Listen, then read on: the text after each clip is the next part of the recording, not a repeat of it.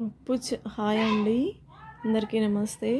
నేనైతే పప్పు ఇది వంకాయ పచ్చడి అండి, రోటి పచ్చడి, ఉప్పు చేప ఫ్రై చేస్తున్నాను. ఇందులోకి అన్నంలోకి చాలా టేస్ట్ ఉంటుందండి. వావ్, చెప్పలేము అసలు. ఉప్పు చేప అదే ఎండి చేపలు పప్పులోకి వంకాయ రోటి పచ్చడిలోకి అండి. ఏదైనా రోటి పచ్చడి ఇలా ఉంటే టేస్ట్ అదిరిపోతుందండి. ఓకే, వంకాయ పచ్చళ్ళకి ఎండు చేప ఉంటే బాగుంటుంది అన్నానండి. చేపలు అయితే అయిపోయి ఉన్నాయి, ఇంట్లో లేవు.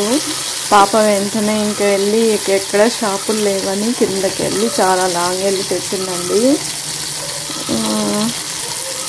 ఇవి 4 చేపలు వచ్చి 30 రూపాయలు అంటండి. అంత కాస్ట్ ఉన్నాయి. మరి ఇక్కడైతే దగ్గరలో మన మార్కెట్లో అయితే కొంచెం తక్కువగా ఉంటాయి.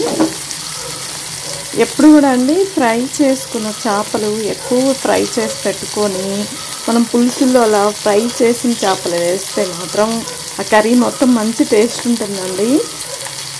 అంటే ఎక్కువ మంది పులుసుల్లో అలా కడిగి వేసేస్తుంటారు. అలా కాకుండా ఎప్పుడు కూడా మీరు బాగా దూరగా ఇవి బాగా ఫ్రై చేసుకుంటాం కదా ఎర్రగా, అలా ఫ్రై చేసిన చేపలు పెట్టుకొని ఆ పులుసు కర్రీలో పులుసు అంతా అయిపోయిన తర్వాత ఇంకా దించబోతున్నాం అనగా వేసి కలిపెట్టి ఒక నిమిషం అలా ఉంచి దించేయండి. ఆ వేడి మీద ఆ కర్రీ చూడండి ఎంత టేస్ట్ ఉంటుందో. అలా ట్రై చేయండి. ఎంతమంది ఎలా చేస్తున్నారో తెలియదు, నేనైతే ఎప్పుడు అలాగే చేస్తాను. నేను ఎక్కడా చూసి చేయట్లేదు, నా ఓన్గా నేను అలాగే చేస్తున్నాను. అంటే కొన్నిసార్లు మనం ఎక్కువ ఫ్రై చేసి పెట్టుకోవాలి ఒకేసారి. అంటే ఊరికే మనం అప్పడాలి కదండి, ఎప్పుడు కావాలంటే అప్పుడు అవి కోసి పెట్టుకోవాలి. తెచ్చిన చేపలు ఎండబెట్టుకోవాలి. మనకి ఈ ఎండి చేపలు అయితే సముద్రం చేపలు అయితే ఎప్పుడు కూడా మీరు ఉప్పు మనం కర్రీలో చూసి వేసుకోవాలండి. ఇందులో ఉప్పు ఉంటుంది ఆల్రెడీ.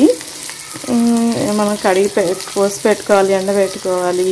ఆ కోసి పెట్టుకున్నవి ఒకసారి ఎక్కువ చేపలు కడిగి పెట్టి ఫ్రై చేసి పెట్టుకుంటే 2-3 డేస్ అయినా ఏం పాడవు అవి.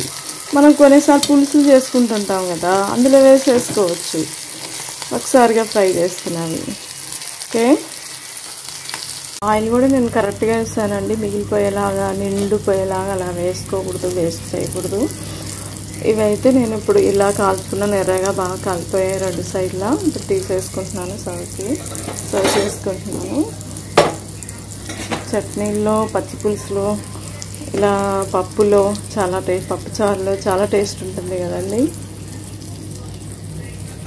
ఓకే, నా వీడియోస్లో ప్రతి వీడియోలో చాలా ఇంపార్టెంట్ చిట్కాలు అయితే ఉంటాయండి. మీరు ఏది మిస్ కాకుండా చూస్తుండండి ప్లీజ్.